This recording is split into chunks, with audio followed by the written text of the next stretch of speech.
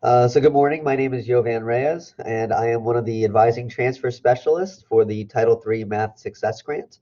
I'll be presenting on a few different areas, but mainly focusing on the Math Resource Center, aka the MRC, and all that it has to offer to our students, faculty, and staff. Click. There we go. But first, let me talk a little bit about HCC. So Hillsborough Community College, there's 5 campuses. We're part of the flagship or the biggest campus, which is the Dale Mabry campus in Tampa, Florida. We're a 2-year public community college. We have about 22,000 students enrolled. And the main issue that we're having before, back in 2015 and prior, was that 40% of our students in about 8 specific math courses received lower than a C grade. And then fall to fall retention was dropping bit by bit. So that's lower than the national average and way lower than the state average that we had here. We're a Hispanic serving institution, so we're broken down in that fashion there, with about 35% Hispanic Latinos, white 38%, and then Black African American 17%. So we're pretty diverse, similar to the Tampa area. And so because of these data points, the grant was written to address these growing concerns, not just on an institutional level, but locally and nationally. So we wanted to support students to be successful in historically difficult math courses in order to pursue STEM-related fields and majors. And so that was kind of the driving force to create the Math Resource Center. So the grant is the largest that HCC has ever been awarded. It's a 5-year, $6 million grant, which was established in 2016. And some of the points there is that we incorporate technology into and out of the classroom to create kind of a collaborative learning experience. We do that by redesigning the classrooms. And then the big part that I'm going to talk about is the Math Resource Center. So briefly, the team for Title III Math Success, we have a project manager, a budget specialist, director of faculty course redesign, which works really closely with all of the faculty, coordinators for supplemental instruction. So we have SI leaders, which I'll explain a little bit later, and then 2 advising transfer service specialists. And so it's set up kind of like a one-stop shop with all those services in that area. And then we have instructional technologists that helps with all the technology and faculty concerns, troubleshooting, and then a research specialist to take all the data that we're going to show you as we move along. So the Math Resource Center, before and after you'll see, used to be kind of a straight row lab setup with computers. And we designed it to be a little bit more collaborative space with conference rooms, with mobile boards in between areas. And we kind of designed the space depending on how students want to see the layout. So that kind of changes sometimes weekly, monthly, yearly, depending on how the students feel about the space. We even redesigned classrooms. We designed 2 classrooms a year. So as you can see there, the typical standard setup there. And then afterwards, you'll see the collaborative seating and setup. So, during our first year, we work with faculty from intermediate algebra and college algebra. The following year was business, calculus, and statistics. And then this year, we're working on pre-calc and trig. And then next year is Calc 1 and Calc 2. So we're going through the whole math sequence, and hopefully students stay with us semester by semester, year by year. And then what we do is we work with each faculty to redesign their approach to learning and teaching. We strive to create a collaborative approach with our professors so that they can kind of do the same in the classroom that we do outside the classroom. We work to kind of reevaluate their lesson plans and their content, and we want to create fun and exciting ways to interact with their students. So the Math Resource Center specifically, we created that in 2017. It's designed as a one-stop shop for group tutoring, advising, and a study space. And what we try to do is we armed the areas as well as the classrooms with mobile and stationary, digitally active walls and boards. We also have iPads, calculators, and MacBooks.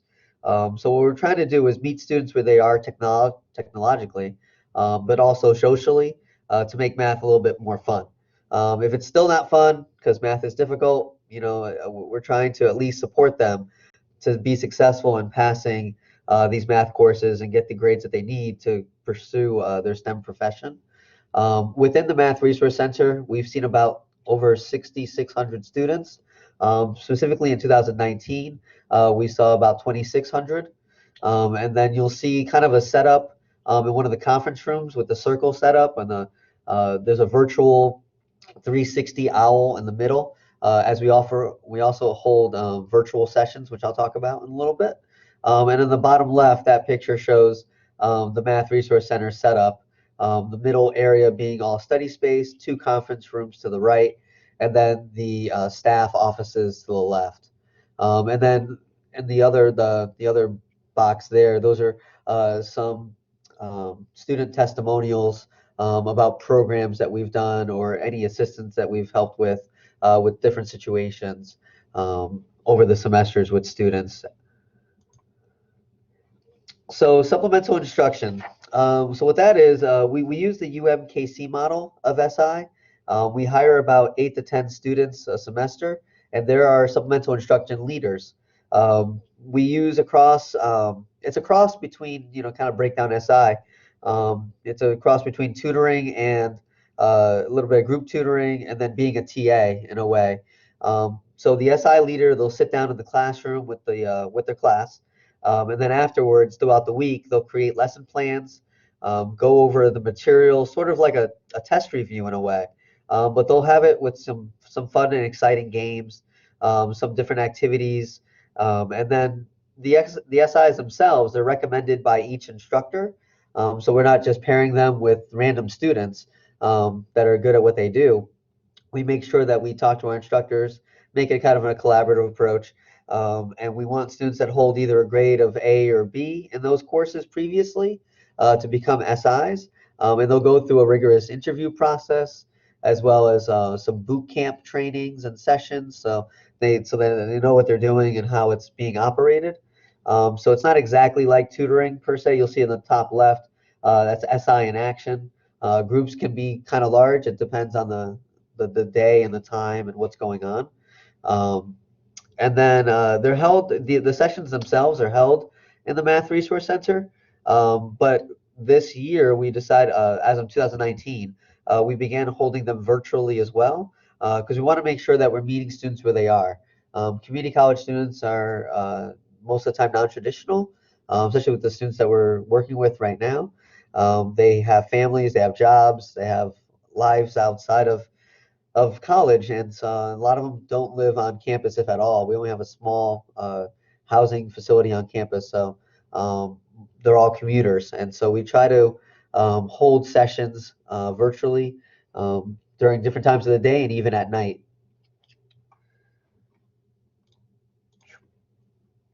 A little bit of some breakdown of what we've been doing for the past year. We've surveyed the faculty a little bit, and you'll see kind of broken down there if they would recommend their SI, if the SI was friendly, if their overall satisfaction. We want them to work, we want faculty buy-in, we want them to work with their SI. And so over the past couple of years, we've gotten about a 90 to 95% faculty approval average thus far. We're still working on the last year's data because we're still in fall 19 to spring 20. So I just wanted to give a snippet there. To also show some student data, we have each student after an SI session, they also complete a survey, and they kind of rate their SI based on a bunch of different factors, whether they were organized, if the environment was supportive, were they knowledgeable about the material, were they satisfied with their session. And typically over the past couple of years, we've received about 85% to 95% satisfaction rate with students being happy with what they're receiving. And then there's a couple more student testimonials there about their SI leaders.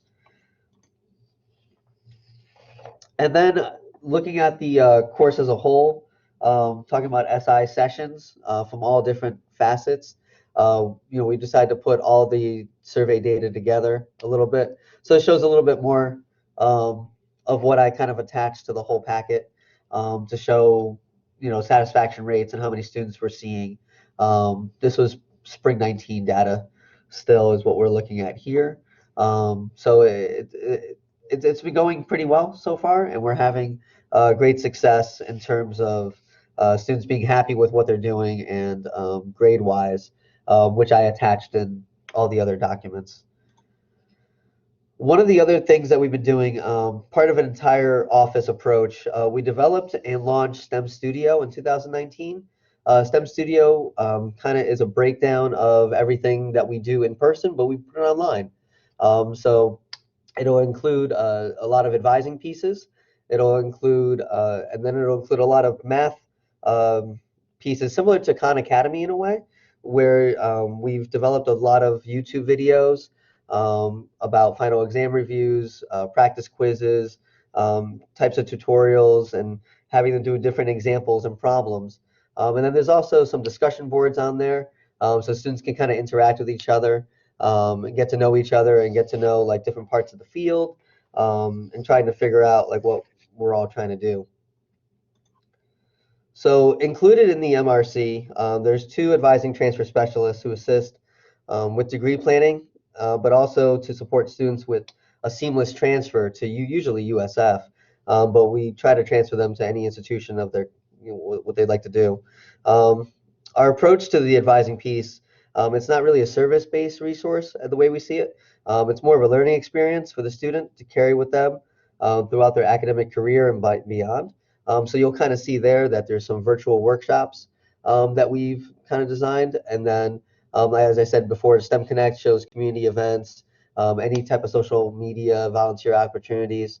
We also want to help them out with any scholarships. So we'll have a workshop on scholarships, but then we'll also have a search engine, a couple different links to institutional scholarships here at HCC, but then also nationally and local scholarships as well that they can kind of get to. And then we also have a STEM transfer checklist to make sure that they have all the prerequisite requirements to transfer to any state school in Florida. We try to make that as comprehensive as possible because you never know where students are going to want to go and where they want to end up. Some of those events and workshops that I was talking about, these are a breakdown of we hold a business break and STEM networking luncheon. Those are kind of like etiquette luncheons in our gourmet room. So what we do is we interact with our culinary program here on campus. So we're having students being taught in the kitchen, and then they'll serve our students who are also paired up with a dean or chair of our department. But then we also grabbed in some community leaders as well as some administration and staff from USF. Get the scoop on registration. We're just helping out students pretty much get some ice cream, but also to help them with registration for the following year because we want to make sure that fall to fall retention rate stays up. Troubleshoot Your Transfer is an event that we partner with USF on. So we have USF admissions and advisors come through, talk with all of our students, and make sure that they have the requirements to transfer over, help them fill out the application, or any other issues that they might have. Student Success Fest is a large event that we hold on campus as well. We get all the support services on campus to kind of get together so that students know that what we're offering. Then we hold workshops on withdrawing and what that all means compared to a drop, how to file for financial aid and scholarship applications, things of that nature. And we do this in person, but we also have them all housed within STEM Studio as well if students aren't able to make the workshop in person. One of the things that I'm super proud about is our texting communication system. So along with what we do in terms of advising and STEM major exploration, we have other responsibilities, and one of those is academic interventions. And what we do is with a two-way texting communication system, it overlays into the student portal in a way, and it serves as a nudging platform. And it's been kind of revolutionary in terms of communicating with students. Once again, we're trying to meet them where they are, and they're always on their cell phones. They don't want to talk, but they'll text all day long. And so what we do is we text them about those different events that we have on campus. We try to come up with meaningful messages to encourage them, to be committed to the school, persist, retain, and then some non-cognitive skill functions. We want to make sure that the nudges are customized for the course and for the student, to make sure that they're going to their SI sessions if they didn't know about them, schedule an advising session, communicates, with students about school-related deadlines. But then we also talk about a lot of non-school related things too. So as you can see there, semester by semester, we're usually in the 50% to 60% range, as high as almost 65% in terms of engagement factors. So the black line there means that's how many people stopped out of the program. Red is how many we didn't communicate with, and they never communicated back with us. Yellow is minimal communication, and then the greens are high to very high communication in terms of engagement with students. And that's proved to be really, really good because phone calls and emails just aren't reaching our students. So this has been really, really good in terms of connecting with everyone in our cohort. And then looking at the data a little bit, and I apologize, that's really small, but the one of the data pieces, so we want to kind of look at, some of the milestones is that we wanted students to have grades of C or higher, and so we try to get that above the baseline, and the baseline is about 75 to 85%. The overall is about 79%, so we're trying to get that above 76 is what the milestone was. The second piece is about just getting the participants in the classes, which that part is just kind of automatic. So milestone 11.2, if we're looking at the satisfaction of students, we want them to be satisfied in the course. So we have them all do a survey at the end. We try to look for at least 75% of satisfaction there. And with that course, it was at 77%.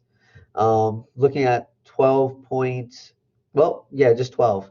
At least 82% of participants will earn a grade of C or higher in business calculus, and we got up to an 89%. So we're well above the objective that we're trying to meet.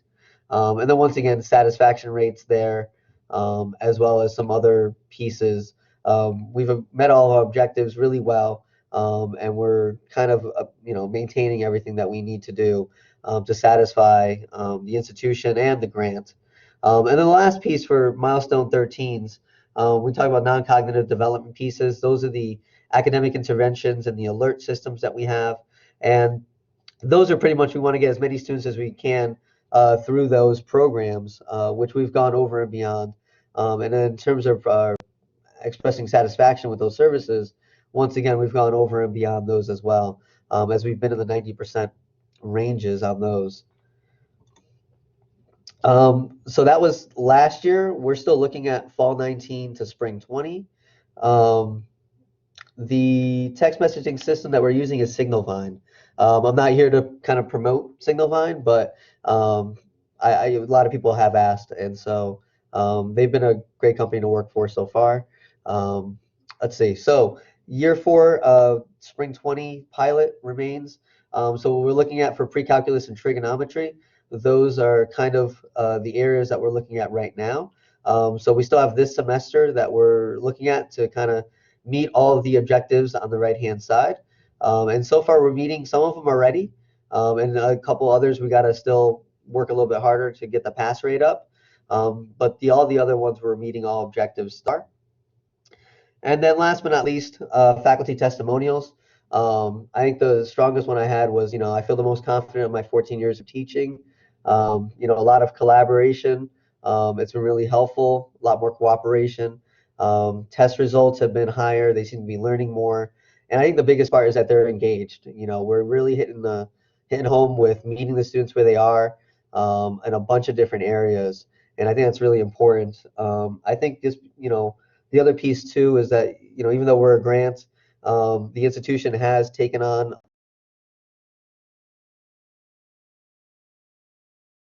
financially as well. So yes, the grant paid for a bunch of things in the beginning, but now the institution has began to take those over, which has been good, and it's been showing that what we've been doing, they're showing a lot of buy-in in what we've been doing, and the results in